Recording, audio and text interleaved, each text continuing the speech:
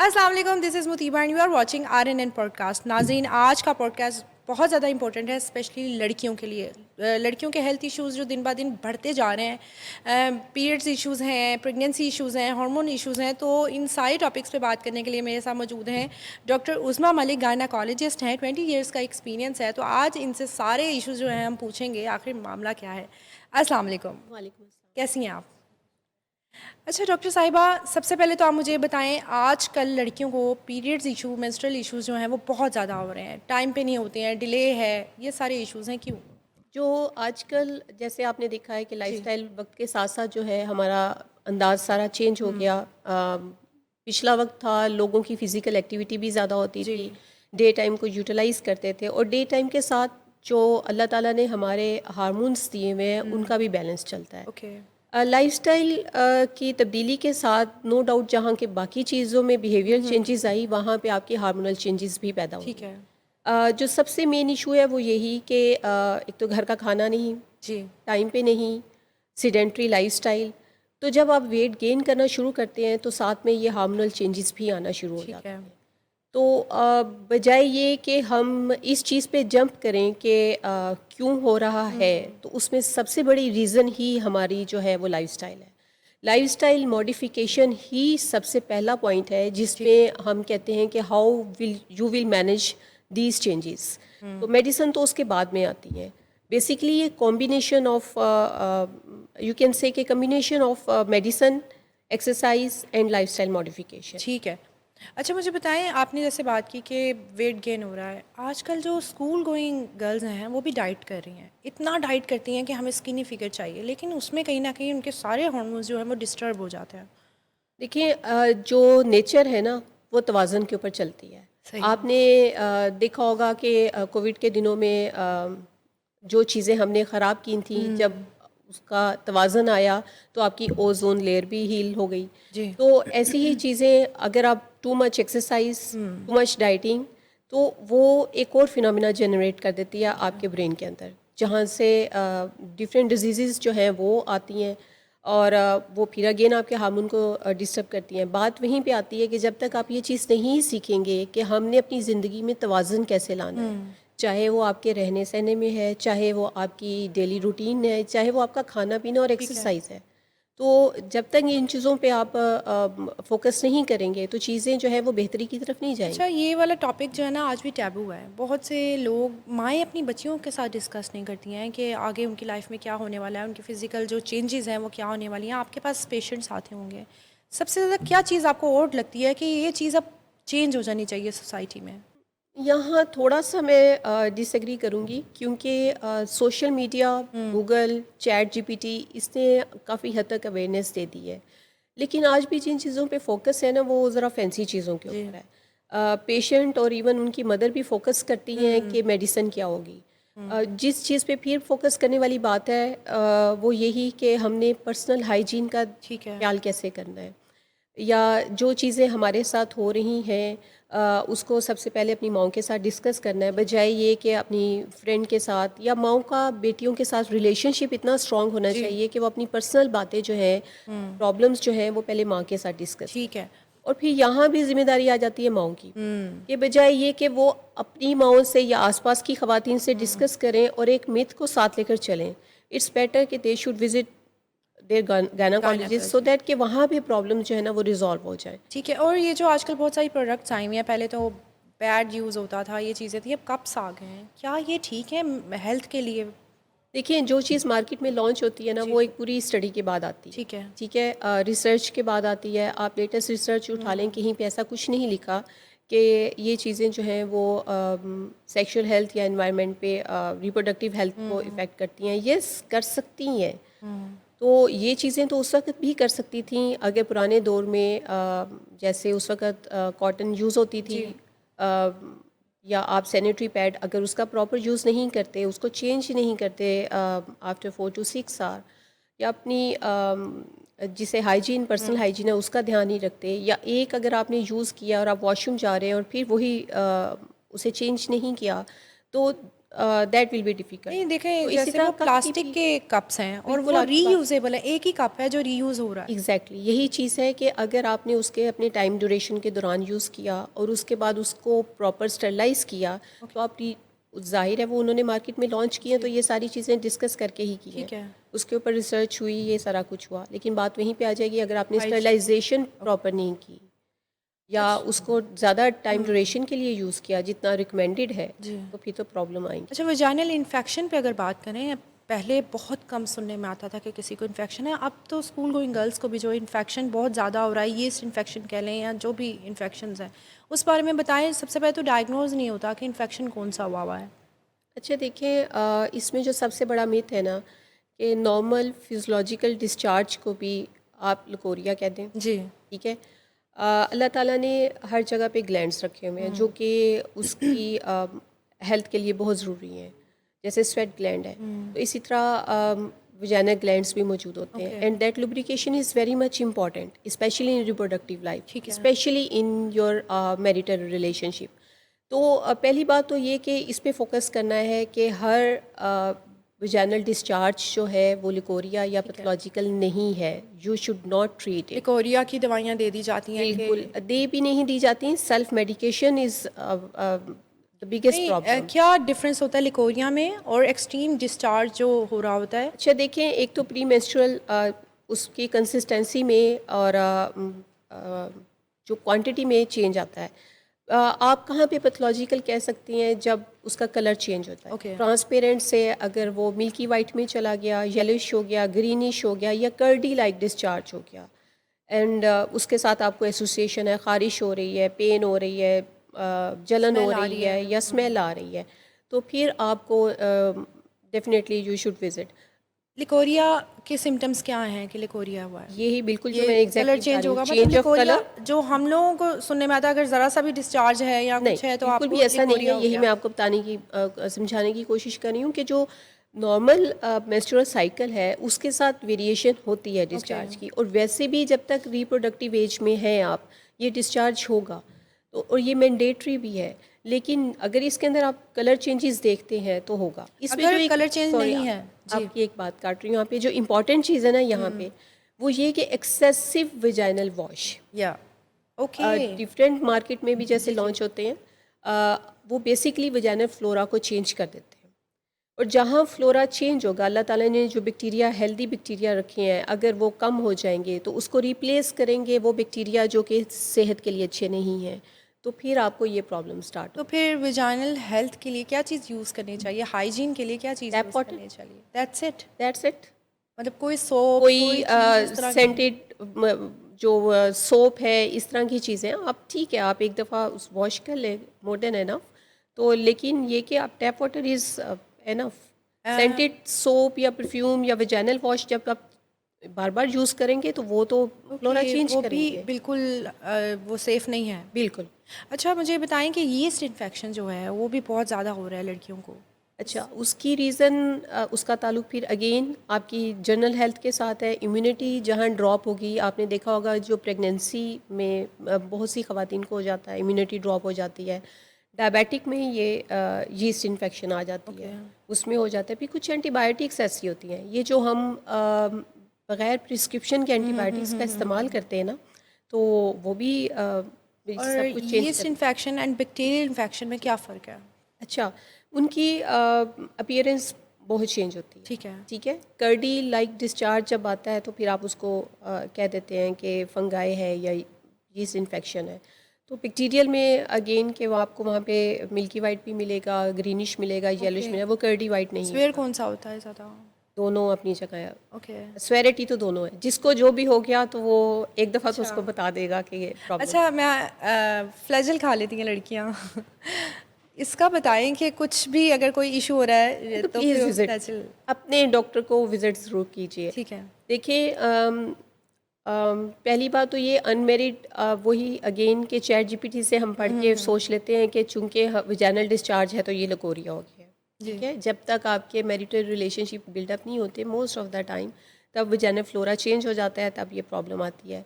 Again कि आपने अपनी पर्सनल हाइजीन का ख्याल नहीं रखा, एक्सेसिव वॉशेस यूज़ किए, तब ये प्रॉब्लम आ जाती है। तो लड़कियों को मेरा ख्याल है कि इस पे फोकस करना चाहिए कि जो too much unnecessary care cosmetic type चीज़ें होती है हैं ना, हाँ, बहुत ज़्यादा केयर भी और जो है वो सेल्फ सेफ मेडिकेशन नहीं है। प्लीज़ बिल्कुल। अच्छा लिकोरिया आपने कहा हाइजीन का इशू होता है क्या ईटिंग हैबिट्स भी उसको अफेक्ट करता है? नहीं, ऐसा तो कहीं ओह डॉक्यूमेंटेशन में नहीं है, सिर्फ ना कहीं हाइजीन पढ़ा का इशू है। कि आपकी ईटिंग हैबिट आप वेजाइनल फ्लोरा को चेंज कर देंगी। ओके तो ऐसा तो कुछ नहीं है, वेजाइनल फ्लोरा के आसपास अगर आपने इन्वायरमेंट ईटिंग में जो मैंने बात की थी एंटीबायोटिक, ओके कुछ एंटीबायोटिक ज़रूर चेंज करती हैं बट फूड के साथ इसका उस तरह रिलेशनशिप नहीं है। तो अननेसेसरी एंटीबायोटिक का इस्तेमाल खुद से वो चेंज ज़रूर कर दें। अच्छा लिकोरिया के बारे में कहा जाता है कि बच्ची की हड्डियां खुर रही हाँ, हैं इसके ऊपर तो मैं ये खुद भी बात करना हाँ जी चाहूँगी, ऐसा कुछ नहीं होता ओके कि चूँकि वो डिस्चार्ज शायद ऐसा होता है तो एक मिथ जनरेट हो गया कि मुझे वीकनेस है, कमर में दर्द है। तो देखिए कमर का दर्द स्पेशली अगर आप मैरिड ख़वातीन की बात करते हैं तो वो तो हमारे पै दर पै बच्चे जब होते हाँ हैं जी और प्रेगनेंसी इंटरवल कम होता है तो वैसे ही विटामिन डी डेफिशिएंसी होती है, ठीक है, तो उसकी वजह से होता है। तो वरना अदरवाइज़ ऐसा कोई रिलेशनशिप नहीं है कि बोन मैरो का और वेजाइनल रीजन। एग्जैक्टली हमने बचपन से सुना है इसलिए मैंने नहीं, कहा आज बिल्कुल ये भी मिथ ऐसा जो कोई है हम क्लियर ऐसा करते कोई हैं ऐसा और रिलेशनशिप फिर ना बच्चों को लड़कियों को कह के उनका मेंटली वो रेडी हो जाती हैं कि हम वीक हो रहे हैं एग्जैक्टली। जो इरेगुलर पीरियड्स हैं क्या वो आगे जाके प्रेगनेंसी में इश्यूज होते हैं उसकी वजह से? हाँ जी, बिल्कुल हो सकते हैं। ओके इसमें ये होता है कि जब आपका साइकिल स्टार्ट होते हैं जिसे हम मिनार की कहते हैं कि 9 टू 12 ईयर की एज में बच्चियों को पीरियड स्टार्ट होते हैं तो थोड़ी सी इरेगुलरिटी आती है ठीक उसमें है कि या तो बहुत जल्दी जल्दी आ रहे हैं या कुछ 1.5 मंथ के बाद आ ठीक रहे है हैं, लेकिन अगर 1 ईयर से ये प्रोलॉन्ग करते हैं then again you should visit. Okay इसके अंदर बहुत सी चीज़ें हैं। One of the reason is obesity, okay लेकिन इसका मतलब ये नहीं है कि लीन लोगों को नहीं हो सकता, लीन लोगों को भी हो सकता है, उसके रीज़न कुछ और हैं। जो जिस चीज़ पे मैं बात करना चाहूँगी ना वो है थायराइड का इशू, ओके जिसको हम कंसिडर नहीं करते। इवन जीपी की तरफ भी जब वो जाती हैं तो वहाँ पे भी इसकी कंसिडरेशन नहीं होती। हाँ जी सब क्लिनिकल हाइपोथायराइड बहुत बड़ी रीज़न है, वन ऑफ द रीज़न के उसमें इरेगुलरिटी हो सकती ठीक है है। तो इसीलिए अगर 1 ईयर से ज़्यादा का टाइम गुजर जाता है और ये प्रॉब्लम्स आ रही हैं तो आप प्लीज़ गायनेकोलॉजिस्ट को विज़िट करें ताकि वो थॉरोली आपका एग्जामिनेशन करें और उसके अकॉर्डिंगली जो है वो चीज़ों को फिर मैनेज किया जा सके। अच्छा ये एक मिथ है वर्जेनिटी के हवाले से कि शादी हुई है वो जो ब्लीडिंग की एक मिथ है वो कहाँ तक दुरुस्त है? अच्छा, ये तो अब चीज़ें मेडिको लीगल इश्यूज़ में भी इस्तेमाल नहीं होती, वहाँ पे भी ओके इसको चेंज कर दिया गया। ठीक है आप हाइमन की इंटेग्रिटी की बात कर रहे हैं कि वो इंटैक्ट है या नहीं है, लेकिन जो स्पोर्ट्स में गर्ल है तो वो कैसे रहेगा, ओके ठीक है? तो वो एक छोटा सा एक टिश्यू है जो आपको ये नहीं डिसाइड कर सकता, आपके करेक्ट से सर्टिफिकेट लेना चाहते हैं वो नहीं दे सकता। ठीक है इस चीज़ को मैं कहती हूँ जहाँ आपकी आवाम बाकी चैट जीपीटी करती है तो इसको भी ज़रा इसको भी रिसर्च कर लें थोड़ा सा कि करें अब जो है वो पैरामीटर्स चेंज हो चुके हुए हैं। बहुत ज़्यादा उस चीज़ को जो है इस पे सीरियस नहीं लेना चाहिए। एग्जैक्टली इस चीज़ को इतना सीरियस लेकर अपने रिलेशनशिप जो है वो ख़राब ना करें। अच्छा अगर शादी हो गई है सब कुछ नॉर्मल है प्रेगनेंसी नहीं हो रही है क्योंकि शादी के फ़ौरन बाद ही कहा जाता है अब तो बेबी आएगा अब तो बेबी आएगा वो दोनों कपल पे जो होता है वो स्ट्रेस होता है तो कितने चांसेस होते हैं अगर प्रेगनेंसी नहीं हो रही है 1 साल हो गया है तो औरत का ही कसूर होता है या मर्द का भी कसूर होता है? देखिए आप सोसाइटी को तो चेंज नहीं कर जी सकते, ठीक है, ये प्रेशर तो रहेगा, लेकिन आप अवेयरनेस ज़रूर दे सकते हैं। ठीक है by the end of 1 year in approximately 2 year more than 90% couple जो है वो कंसीव कर जाते हैं विद नेचुरल नेचुरल तरीके से। लेकिन अगर 1 ईयर के बाद या इवन बिफोर 1 ईयर, जैसे मैंने अभी कहा कि इरेगुलरिटी थी, ओबेसिटी है, थायराइड का इशू है, तो आप शादी से पहले भी इस चीज़ को कंसल्ट कर सकते हैं कि बिफोर मैरिज जो है वो बेसलाइन आपकी जो जनरल हेल्थ है उसके बारे में बात की जा सके या उसे करेक्ट किया जा सके। ठीक है अच्छा, दूसरी बात ये कि मेल को है या नहीं कि सिर्फ फीमेल को ही चेक कराना चाहिए, तो कंट्रीब्यूशन दोनों तरफ से अब तकरीबन एक जितनी है, ओके ठीक है। अब परसेंटेज भी चेंज हो चुकी है। यहाँ मैं थोड़ा सा ऐड करूँगी बात को कि हम ये तो कहते हैं कि फ़ीमेल के लिए ट्रॉमा है, जी। लेकिन ये ट्रॉमा मेल के लिए भी उतना ही है। ओके। क्योंकि अगर आप ये देखते हैं कि प्रेशर फीमेल की तरफ है तो मेल ने बाहर जाना है, मूव करना है। जिस तरह ख़वातीन से सवाल होते हैं वो सवाल मर्दों से भी होते हैं। मर्दों की और तरफ भी नज़रें जो हैं वो इस तरह की हैं। अनफॉर्चुनेटली हमारी जो मर्दों की मर्दानगी है वो इसी के ऊपर जज होती है। जी तो बिल्कुल, साइकोलॉजिकल ट्रॉमा तो दोनों तरफ। दोनों के लिए है सिर्फ एक। तो वेटेज आपको दोनों को इक्वली देनी पड़ेगी और दोनों के लिए इक्वली सिंपैथी के साथ आपको जो है ना वो ट्रीट करना पड़ेगा ट्रीट दोनों करना। स्ट्रेस में। अच्छा, एक तरफ कंसीव नहीं हो रहा होता, दूसरी तरफ कपल्स आजकल ये कहा जाता है भाई शादी हो गई है ना, 2 साल बच्चा पैदा नहीं करना। अब उसके लिए जो मेडिकेशन ली जा रही है उसके कितने साइड इफ़ेक्ट्स होते हैं? फिर बात वहीं पे आप कहेंगी कि मैं बार बार एक बात करती हूँ कि सोसाइटी आपकी बदल रही है। ठीक है, जहाँ पे टेक्नोलॉजी एडवांस हुई, फ्रोज़न एग आगे मार्केट में आपके लॉन्च हो गए, वो तो बहुत महंगे हैं टेक्निक्स ना। ऐसी आ हर गई। कोई अफोर्ड नहीं कर एम्ब्रियो जो है वो आप फ्रीज कर लेते हैं, तो आपकी बढ़ती हुई जो ज़िंदगी है ना, दौड़ती हुई ज़िंदगी, आपका जो मीडिया है, मैं उसको ये तो नहीं कह रही, जो चीज़ें लोगों को नज़र आती हैं सोशल मीडिया पे, हमने अपना प्रोफेशन परस्यू करना है। जी। हमारे पास ये होगा, ये होगा, ये होगा, देन वी विल डू हम इट। फाइनेंशियली अपने आप को स्ट्रॉन्ग करना चाहते हैं ठीक है, आपको किसी हद तक सोचना भी चाहिए, लेकिन कभी भी एक चीज़ को दूसरी चीज़ के लिए नहीं रोकना चाहिए। जितने अच्छे, स्पेशली फीमेल की एज बहुत बड़ा प्रोग्नोस्टिक फैक्टर है। आफ्टर 35 ईयर डिक्लाइन हो जाते हैं, एग क्वालिटी भी क्वांटिटी भी। ठीक है, ठीक तो है। जो अच्छी क्वालिटी आपको 25 से 30 के दरमियान में मिलती है वो उसके बाद नहीं मिल डिक्लाइन होना शुरू हो जाती है। तो आप, मेरा तो मशवरा अपने जो कपल आते हैं, बीइंग अ डॉक्टर, मैं उनको हमेशा ये सजेस्ट करती हूँ कि चॉइस बेशक उनकी अपनी है, बट एक चीज़ के लिए दूसरी चीज़ को अननेसेसरी रोके मत। मैं बेसिकली पूछना चाह रही हूँ, ये आपने बहुत अच्छी बात की कि जो नेचुरली हो रहा है उसको होने दें, बट जो मेडिसिन खाई जाती हैं क्या उनकी वजह से प्रेगनेंसी आगे जाके नहीं होती है? देखें, हार्मोन्स होते हैं और कुछ हार्मोन ऐसे होते हैं कि आपने वो स्टॉप किए, ज़ाहिर है कॉन्ट्रासेप्टिव पिल है, तो आपकी ओवुलेशन जो है वो नेक्स्ट मंथ से स्टार्ट हो जाती है। लेकिन कुछ हार्मोन्स ऐसे भी होते हैं कि अगर आप उनको स्टॉप करेंगे तो you will take 3 to 6 month okay, कि वो ओवुलेशन स्टार्ट करे। दोबारा से बिल्कुल, उसको साइकिल। अपना टाइम जोन में आने में ज़रा टाइम लगता है, तो ठीक है। फिर डेफिनेटली हर चीज़ का कुछ तो साइड इफ़ेक्ट होते ही हैं। अच्छा, कुछ कपल्स आते होंगे आपके पास, सब कुछ नॉर्मल है, कोई मसला ही नहीं आ रहा बट कंसीव नहीं हो रहा, क्या उनके आपस के ताल्लुकात भी मैटर करते हैं? स्ट्रेस की वजह से भी कभी कभी ये इशू आ जाता है। बिल्कुल आता है, क्योंकि जब हम हिस्ट्री को डिग आउट करते हैं तो साइकोलॉजिकल ट्रॉमा, उसके साथ कोई हिस्ट्री, कोई कहानी ऐसी ज़रूर जुड़ी हुई होती है कि उनको काउंसलिंग की ज़रूरत होती है। मेरे अपने करियर में 2-3 केसेस ऐसे आए कि जिनमें से एक कपल को जो मेल पार्टनर था उस एपिलेप्सी थी, ओके। और वो यही था कि जब कंसीव करना चाह रहे थे कि शायद उन्हें फिट्स पड़ गए, तो वो फिर उसके बाद ज़्यादा कॉन्शियस हो गए और 3 इयर्स जो हैं वो इसी तरह ही चलता रहा। वो आईवीएफ की तरफ सोचने लगे, ओके। और सिर्फ काउंसलिंग के सेशन से। आईवीएफ से शायद बेबी तो उनको हो जाता, लेकिन बात तो रिलेशनशिप की थी, क्या बात है। तो वो उन्होंने नेचुरली कंसीव कर लिया। मतलब आप मेंटल हेल्थ उन्होंने अपनी बिल्कुल, ट्रीट की है, स्ट्रेस ख़त्म किया तो कंसीव हो बिल्कुल गया, कंसीव कर जिस चीज़ को हम प्रायोरिटाइज करते ही नहीं है करते बिल्कुल ही भी। नहीं। आपको कपल जो सब फर्टिलिटी की हिस्ट्री है वो इतनी इजी और इतनी सादा नहीं है जितनी ठीक है। नज़र आती है। उसमें ज़रूरी नहीं है आपको पैथोलॉजिकल कोई ऑब्वियस कॉज नज़र आएगी। बाज़ औक़ात most of the time mental stress बहुत बड़ी रीज़न है। ठीक है। आपने ये भी अक्सर लोगों से सुना होगा कि उसने डॉक्टर की तरफ एक चक्कर काटा और उसके बाद उसने कंसीव कर लिया, जी। इसलिए कि उसका स्ट्रेस लेवल नीचे आ गया, ओके। उसकी ओवुलेशन स्टार्ट हो गई।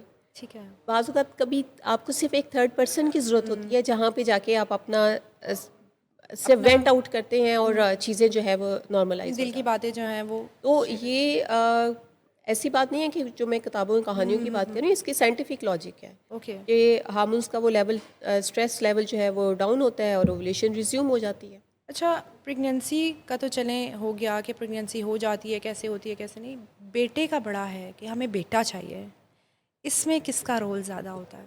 मेल का, मेल का। इसमें तो दो राय ही नहीं है। ठीक है, फीमेल की तरफ से तो एक्स आएगा, मेल की तरफ से आएगा एक्स भी और वाई भी। ओके। वो डिसाइड करेगा कि बेटा है या बेटी है। लेकिन यही कहा जाता है तुम मुझे बेटा नहीं दे सकी। अब इसके बारे में देखें, ये तो वक्त के साथ साथ चीज़ें अब समझ जानी चाहिए कि हमें डॉक्टर के पास जब आते हैं तो हम आपको एक साइंटिफिक जी। ग्राउंड दे सकते हैं, ठीक है। चीज़ें हम जिस चीज़ को बहुत लाइट लेते हैं ना, वो हमारे घरों की इन्वायरमेंट और माहौल है। हमें जो वेटेज देनी है बेटियों और बेटों को इक्वली देनी है, जी। ठीक है, वो एक जैसी रिस्पेक्ट देनी है। हम्म। तो उसमें अभी से चाहे अभी सोसाइटी में काम भी हो रहा है, लेकिन अभी भी इसके ऊपर बड़ा काम करने की ज़रूरत है कि आज भी एक बेटा हो जाए तो जोड़ी के चक्रों में फिर आगे आप एक लंबी लड़कियों की लाइन लगाते हैं, लेकिन इसका मतलब ये नहीं है कि उन लड़कियों की वर्थ नहीं है। तो रिश्ते तो दोनों ही इम्पॉर्टेंट है ना। जी। लेकिन अल्लाह ताला अगर आपको, और जैसे कुरान की एक आयत है जिससे मैं जब भी पढ़ती हूँ तो जिसे कहते हैं ना, उस वक़्त आपको अपनी बेबसी नज़र आती है कि मैं जिसे चाहूँ जो दूँ, जी। चाहे लंगड़ा और अंधी औलाद जो भी है अल्लाह ताला की तरफ अल्लाह से की है। मर्ज़ी और है। यही रिस्क के मामले में अल्लाह ताला ने कहा मैं जिसे चाहूँ दूँ, जिसे चाहूँ ना हाँ दूँ। दो। तो इसका ये मतलब नहीं है कि आपने उस पर एफर्ट नहीं करनी, आपके लिए एक्सप्लोर करने के मौके ज़रूर अल्लाह ताला ने आपको दिए हैं, रिसर्च करने के लिए भी दिए हैं, लेकिन इसका जवाब इस आयत में उन लोगों के लिए जो ये कहते हैं कि तुमने मुझे बेटा नहीं बेटा नहीं दिया। अच्छा, कभी कभी हम ये भी देखते हैं, एक शौहर है, उसकी 4-5 बेटियां हो गई हैं, उसने दूसरी शादी की, पहला बेटा हो गया। आया तो होता है मेल ना, की तरफ से ही ना। बट वो ये कहते हैं ना कि उस औरत को बेटा नहीं हुआ, दूसरी औरत की, देखिए उसने फौरन बेटा पैदा हो गया। इसके पीछे साइंस तो नहीं बदल जाएगी ना। आया तो मेल की तरफ से ही वाई क्रोमोसोम, अब ये उसके नसीब में कि वो दूसरी के दूसरी के में से आ नसीब में। Exactly. This is all about to luck. This is all about कि वो जो दूसरी थी उसके नसीब में या उस मर्द के नसीब में बेटा था अगली दफ़ा। सही। तो इसको तो हम साइंटिफिकली प्रूव नहीं कर सकते कि भाई पहली में से क्यों नहीं हुआ, दूसरी में से क्यों हो गया, लेकिन बात यह है कि जो कुछ भी हुआ वो वाई क्रोमोसोम की वजह से हुआ। अच्छा, मुझे ये बताएं कि सी सेक्शन का जो ट्रेंड है वो बहुत ज़्यादा बढ़ गया। क्या आप खुद कहती हैं कि हमें सी सेक्शन करवाना है? अच्छा, ये सिर्फ यहाँ नहीं बढ़ा, पूरी दुनिया में बढ़ गया। अगर आप यूके की भी गाइडलाइन उठा लें तो वो भी 20 से 35% पे पहुँच गया। हम लोग कितने हैं?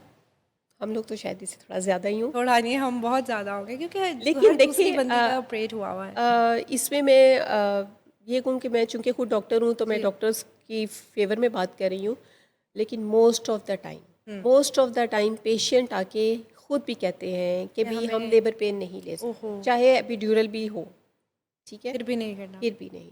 लेकिन उनको आइडिया नहीं है कि ऑपरेशन के बाद जो और अब इश्यूज होता है। तो जो दुनिया की गाइडलाइन है उसके अंदर भी ये चीज़ शामिल हो गई है, मेटरनल विश।